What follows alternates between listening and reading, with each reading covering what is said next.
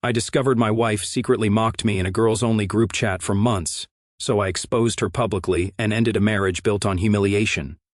So, when I walked through the front door, the house felt unusually quiet. I called out her name but got no response.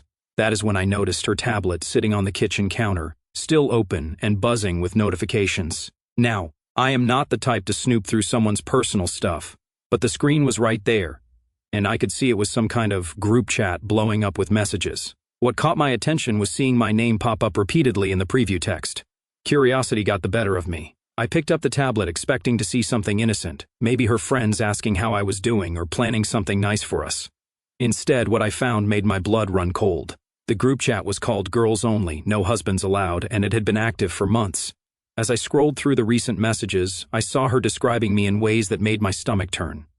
She was telling her friends about how I apparently snored like a freight train and how I could not figure out the dishwasher if my life depended on it.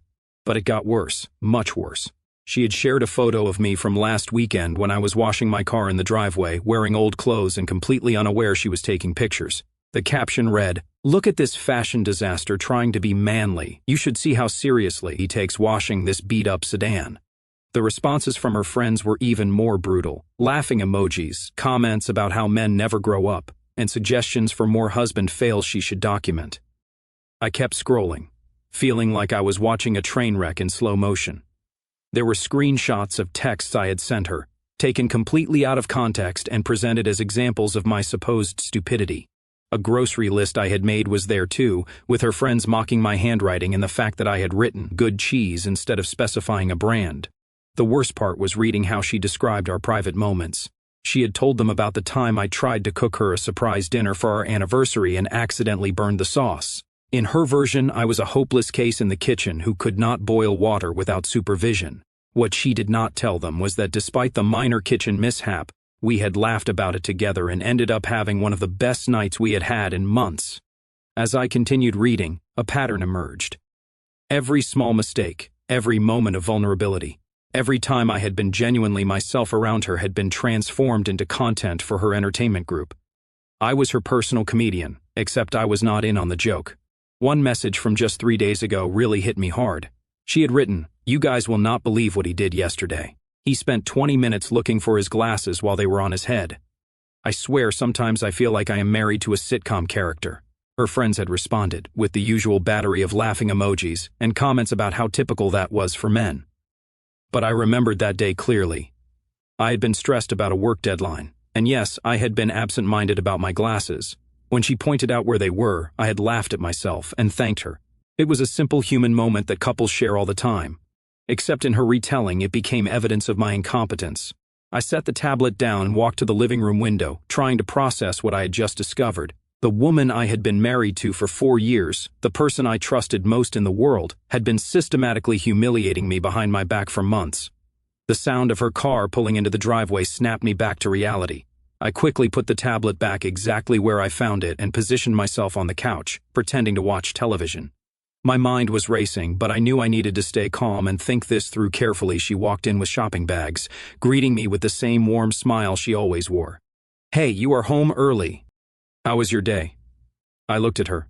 This woman who had just spent months making me the butt of jokes with her friends and managed to respond normally. It was good. Finished up early for once. As she moved around the house, unpacking her purchases and chatting about her day, I watched her with new eyes. Every gesture, every comment, every interaction felt different. Now, I found myself wondering if this conversation would end up in tomorrow's group chat, probably with some commentary about how I was just sitting there watching television like a typical lazy husband. The hardest part was realizing that this was not just about a few harmless jokes between friends. This was about respect, or rather, the complete lack of it. The woman I had vowed to love and honor had been dishonoring me in the most personal way possible, turning our marriage into entertainment for others. But as I sat there watching her go about her evening routine as if nothing had happened, I made a decision. I was not going to confront her immediately. I was not going to explode in anger or demand explanations. Instead, I was going to be strategic about this. If she wanted to make me her comedy material, then I needed to understand the full scope of what I was dealing with. I needed to know exactly how deep this went and how long it had been happening.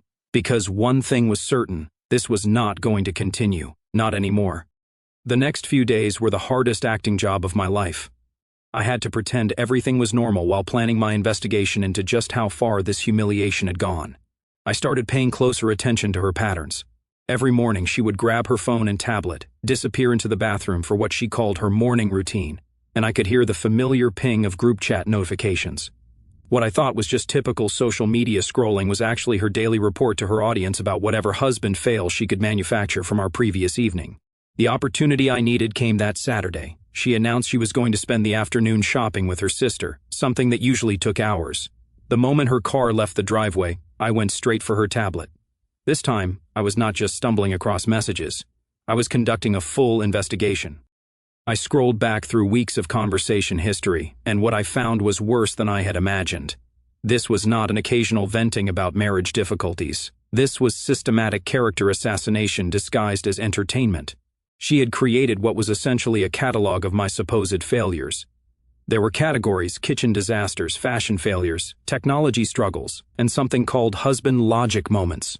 Each category was filled with photos, screenshots, and detailed stories about me. The kitchen disasters section included pictures of me cooking, taken without my knowledge, with captions like, "Watch the master chef burn toast," and "Today's victim, innocent pasta." The photos were taken from unflattering angles, catching me in moments when I was concentrated on what I was doing, making me look confused or incompetent. But the fashion failure section was particularly brutal. She had photographed my clothes hanging in the closet, focusing on older items that I wore for working around the house or exercising. The captions mocked everything from my ancient sneakers to my collection of free promotional t-shirts from work events. The technology struggles section documented every time I had asked her a question about her phone or computer, or any moment when I had needed help with some new app or device. She had turned my willingness to ask for help into evidence of my incompetence with modern technology. The husband logic moments section was the most personal. These were stories about my decision-making process, my way of organizing things, my approach to solving problems around the house. She had taken my logical thinking patterns and presented them as examples of how men's brains work differently for her friends' amusement. I discovered that I had been assigned nicknames in this group. They called me the Project, because apparently I was her ongoing source of entertainment material. Some of her friends had started referring to me as your comedy show in their responses. But what really got to me was finding a conversation from 2 months ago where one of her friends had asked if she ever felt bad about sharing all these stories about me. Her response was telling: "He will never know. And honestly, marriage is hard enough without a sense of humor about it. Besides, he does give me so much material to work with." So this was her sense of humor about marriage, making me the punchline. I found videos too, short clips of me doing ordinary things around the house, filmed secretly and shared with commentary. Me trying to assemble a bookshelf with her narrating about my creative approach to following instructions. Me looking for something in the garage with her commentary about my systematic searching method that apparently involved checking the same box 3 times.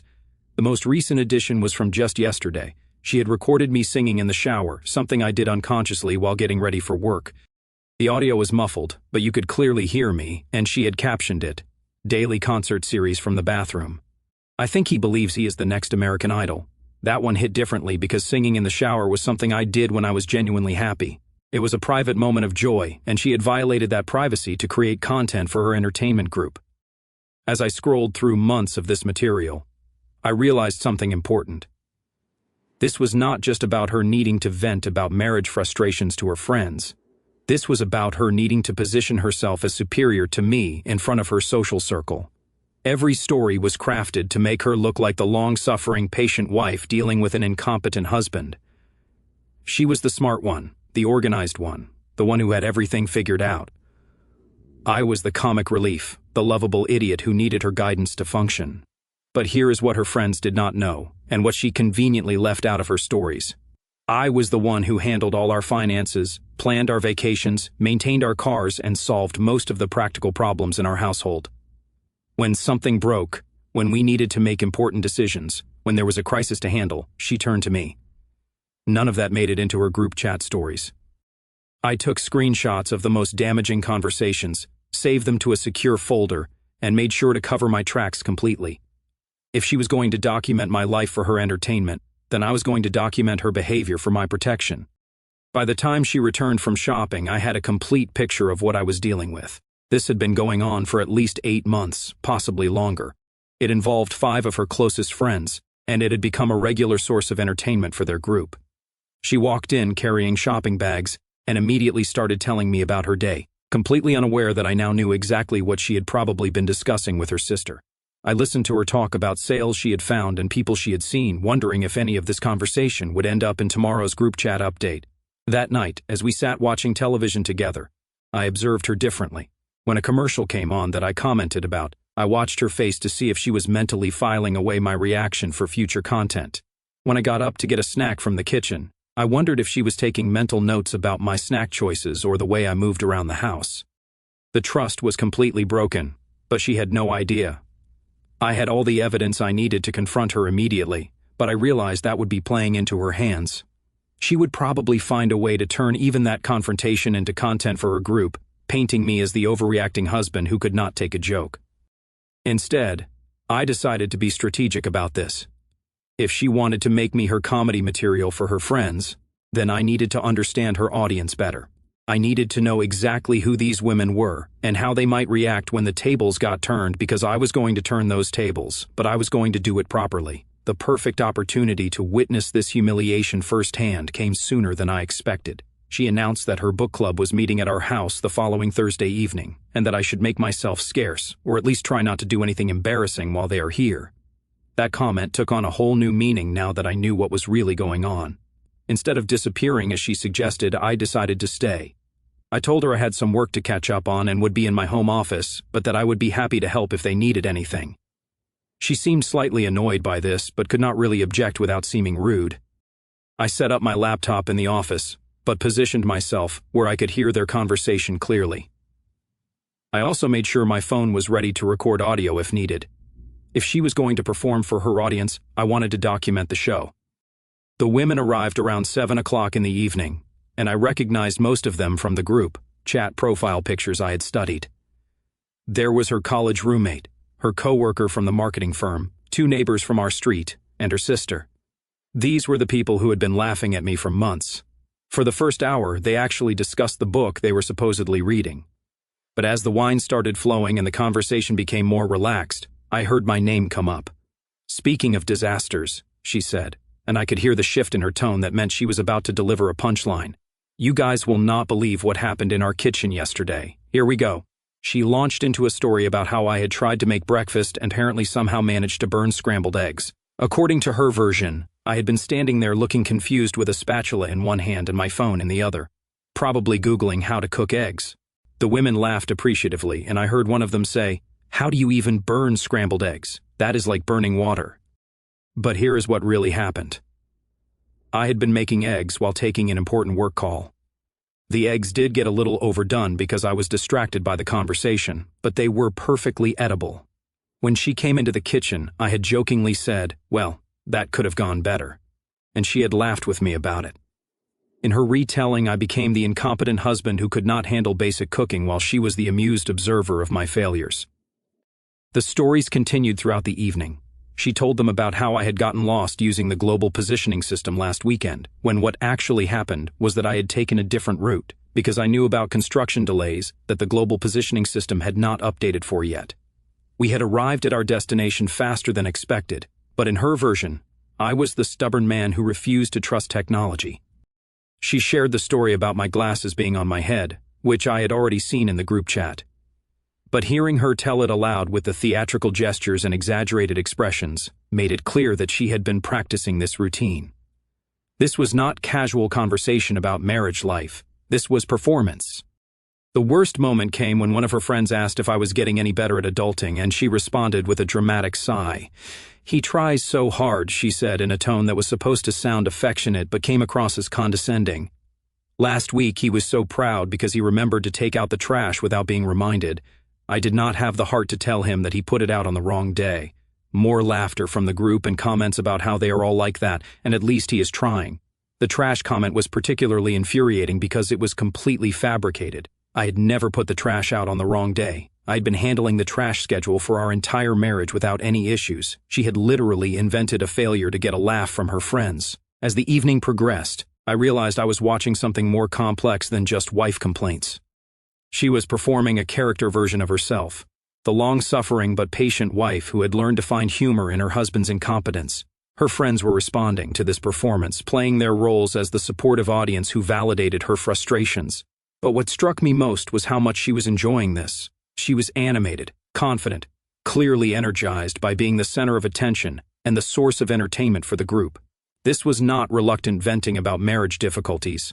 This was her favorite hobby. Around 9:30 in the evening, I decided to make my presence known.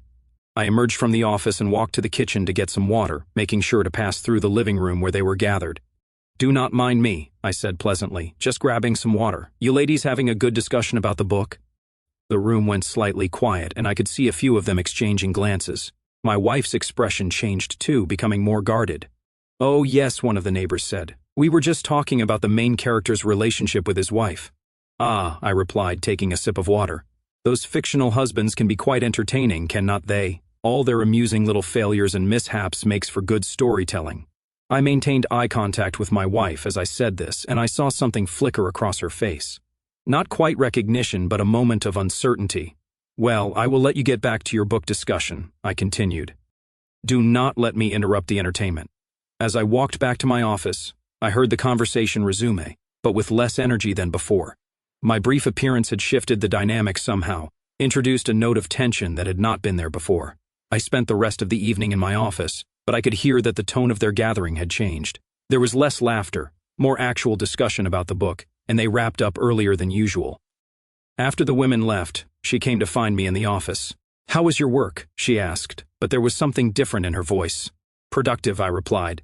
"Got a lot accomplished while you were entertaining your friends with stories about fictional characters." She studied my face for a moment, clearly trying to read whether there was any hidden meaning in my words. "The book club discussions can get pretty animated," she said carefully. "I am sure they can. Some people are natural storytellers. They can make even the most ordinary situations sound dramatic and amusing." We looked at each other for a long moment, and I could see her trying to decide if I was implying something or just making conversation. "Well," she said finally, "I am going to get ready for bed." As she left the office, I knew that something had shifted. She was not certain what I knew or did not know, but she was no longer completely comfortable with her secret entertainment routine.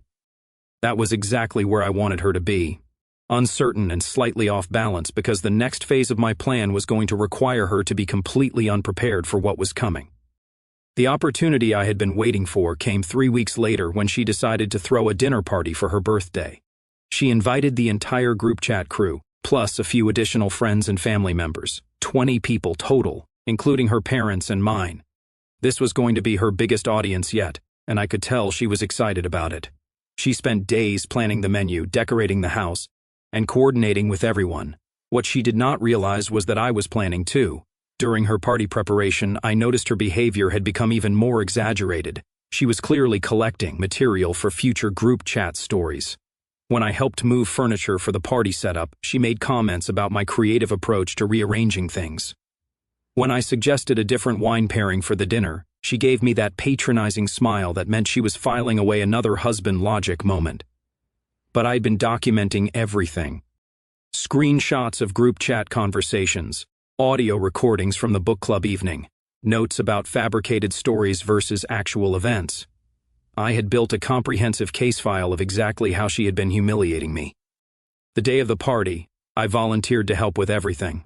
I was the perfect helpful husband, setting up chairs, preparing appetizers, making sure everything was ready for her special day. She seemed pleased by my enthusiasm, probably thinking it would give her more material to work with later. The guests started arriving around 6 o'clock in the evening. I played my role perfectly, greeting everyone warmly, making sure drinks were filled, being the charming host. Several people commented on what a great team we made and how lucky she was to have such a supportive husband, if only they knew. As dinner progressed, I waited for the right moment. It came during dessert when the conversation had become relaxed and everyone was feeling comfortable. She had just finished telling a story about our recent vacation, embellishing details to make me sound like I had been confused by the hotel check-to in process. "That reminds me," I said, standing up with my wine glass. "I wanted to share something special tonight." Everyone turned their attention to me, expecting a birthday toast. "Most of you know that my wife has an amazing talent for storytelling," I began, looking directly at the group chat women who were scattered around the table. "She has this incredible ability to take everyday moments and turn them into entertainment." A few people nodded and smiled, including her parents, who were clearly proud of their daughter's social skills. In fact, I continued, she has become quite the content creator. She documents our life together and shares it with her friends in ways that I am sure many of you would find fascinating. I could see her starting to look uncomfortable, but she was trapped by the social situation. She could not interrupt what appeared to be a complimentary toast without seeming rude. For instance, I said, pulling out my phone, she has this wonderful group chat where she shares photos and stories about our daily life. Would you like to hear some examples? The room was completely quiet now, and I could see several of the group chat women exchanging worried glances. Here is a recent one, I said, reading from my screenshots. She shared a photo of me washing my car last weekend with the caption, "Look at this fashion disaster trying to be manly. You should see how seriously he takes washing this beat-up sedan." I looked up at the room where people were starting to realize this was not going in the direction they had expected. Or this one, I continued, where she recorded me singing in the shower and shared it with the comment, "Daily concert series from the bathroom." I think he believes he is the next American Idol. Her face had gone completely pale, and I could see her parents looking confused and increasingly uncomfortable. But my personal favorite, I said, maintaining my pleasant tone, is when she told her group chat that I put the trash out on the wrong day, and she did not have the heart to correct me, which is interesting because I have been handling our trash schedule correctly for 4 years. But I suppose accuracy is not as important as getting a good laugh from your audience. The silence in the room was deafening. Several people were staring at their plates, clearly not knowing how to respond to this unexpected revelation. The group chat is called Girls Only, No Husbands Allowed, I explained. And I have been the star of the show for 8 months now. Everything from my clothing choices to my cooking attempts to my problem-solving methods has been documented and shared for entertainment purposes. I walked around the table slowly, making eye contact with each of the group chat members. They even gave me nicknames. I am called The Project because apparently I provide ongoing material for their amusement. One of her friends started to say something, but I held up my hand. "I am not finished," I said calmly, because the really interesting part is how creative the storytelling has become. Real events get embellished, failures get fabricated, and private moments get violated, all in service of maintaining my wife's reputation as the long-suffering spouse married to an incompetent man. I turned back to face her directly. So, I wanted to take this opportunity in front of all the people who matter to us to address this situation properly. The room was so quiet you could hear people breathing. "I have spent months being your comedy material," I said, my voice remaining steady and controlled. "Tonight, you get to experience what it feels like to be the punchline." I raised my wine glass. "Happy birthday, darling. I hope your friends enjoyed the show as much as I have enjoyed preparing this presentation." The aftermath was immediate and brutal. Her parents looked mortified. My parents looked shocked and disappointed. Several of the group chat women were staring at their hands, clearly wishing they could disappear. She tried to salvage the situation. "It was not like that," she stammered. "It was just harmless venting between friends. Every wife does it." "Every wife secretly records her husband in the shower?" I asked. "Every wife fabricates stories about her husband's failures? Every wife turns her marriage into entertainment content for 8 months without her husband's knowledge?" The questions hung in the air, and no one came to her defense. Her sister tried to help. "Maybe this is something you two should discuss privately." "Privacy is an interesting concept," I replied. "I thought we had privacy in our marriage, but apparently I was wrong about that." The party effectively ended at that moment. People started making excuses about early mornings and babysitters. Within 30 minutes, the house was empty except for the two of us and a table full of abandoned dessert plates. She stood in our living room, still wearing her birthday dress, looking completely devastated. "How long have you known?" she asked quietly. "Long enough to understand exactly what this was," I replied. "Long enough to document everything properly." "I never meant to hurt you. You meant to humiliate me. The fact that you did not think I would find out does not change your intent." She started to cry, but I felt nothing. After months of being reduced to a comedy character in her social circle, her tears seemed like just another performance. "What happens now?" she asked. I looked around our house at the evidence of the party she had planned, at the life we had built together that she had been systematically undermining for entertainment. "Now," I said, "you get to find out what consequences look like." The fallout from the birthday party spread faster than I had anticipated. By the next morning, her phone was buzzing constantly with calls and messages from people who had been there. She spent most of the day trying to do damage control, calling friends and family members to explain her side of the story. I could hear her in the other room, her voice getting more desperate with each conversation. "It was not as bad as he made it sound," she kept saying. "He took everything out of context. but the evidence was clear, and I had made sure of that. The screenshots, the recordings, the documented pattern of behavior over 8 months. There was no spinning this into something innocent.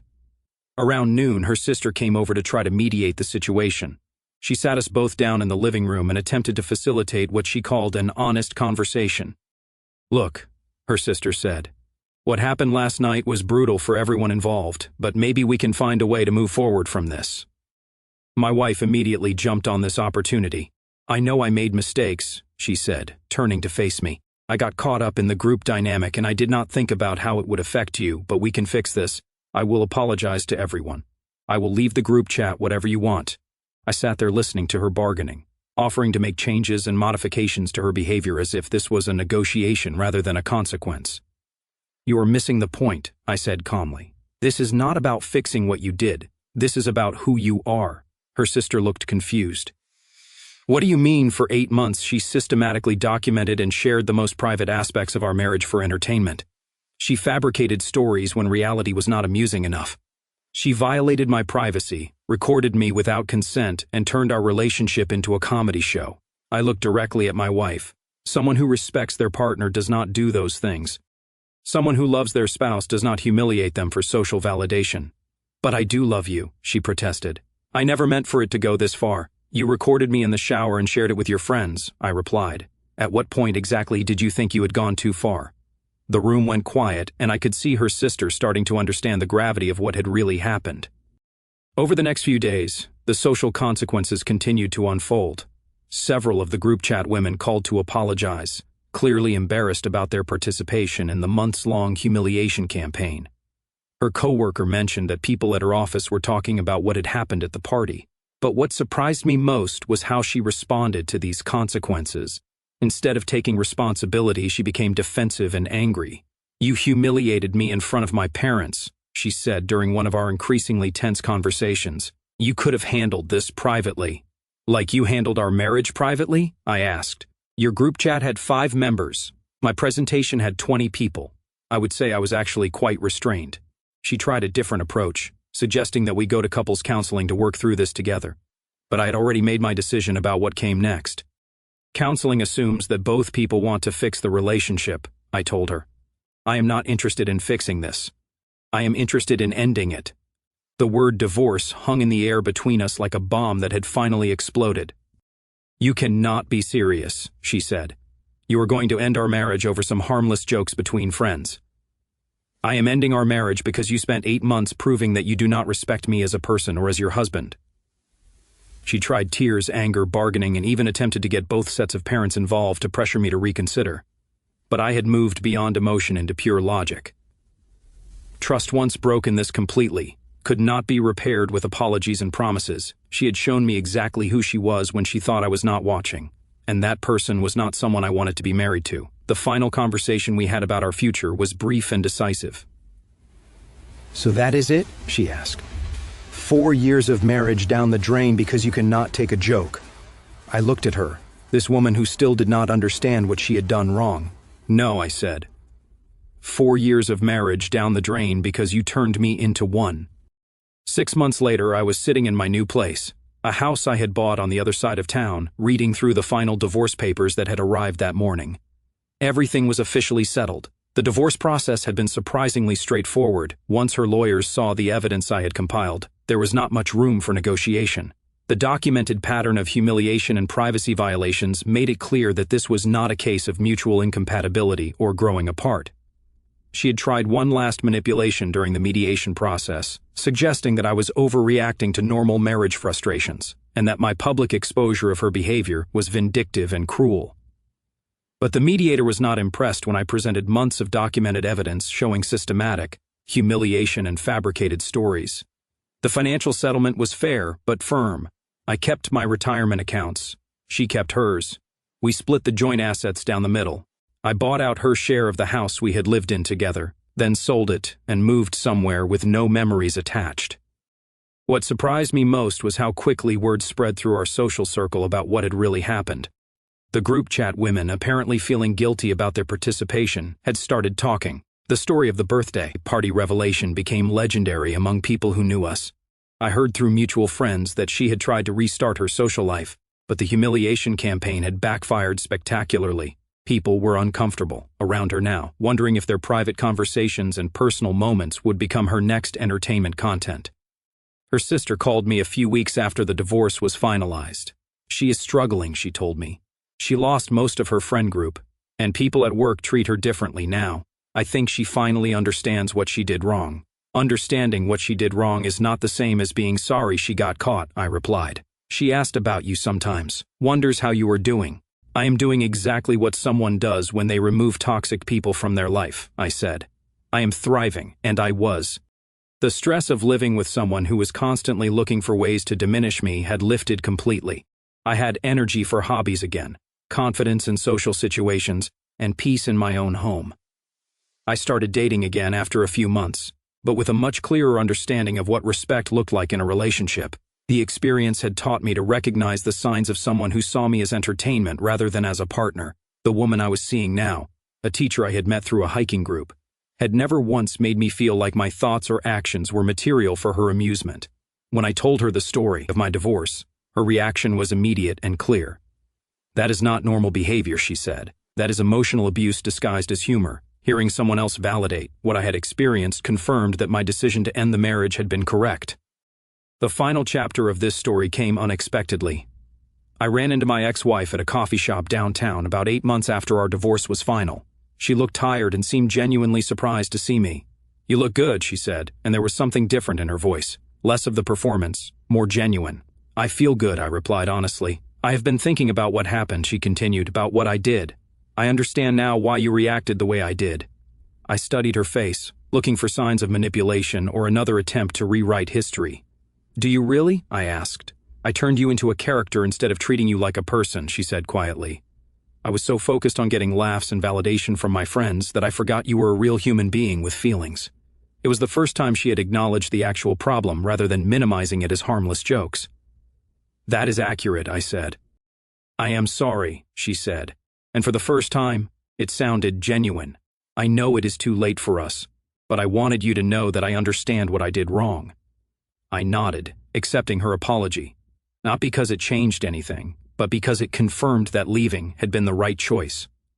"I hope you find someone who sees you as a partner instead of as content," I told her. As I walked away from that coffee shop, I realized that my freedom story was complete. I had taken a situation where I was being systematically humiliated and turned it into a lesson about self-respect and boundaries. She had made me her comedy material, but I had made myself the hero of my own story.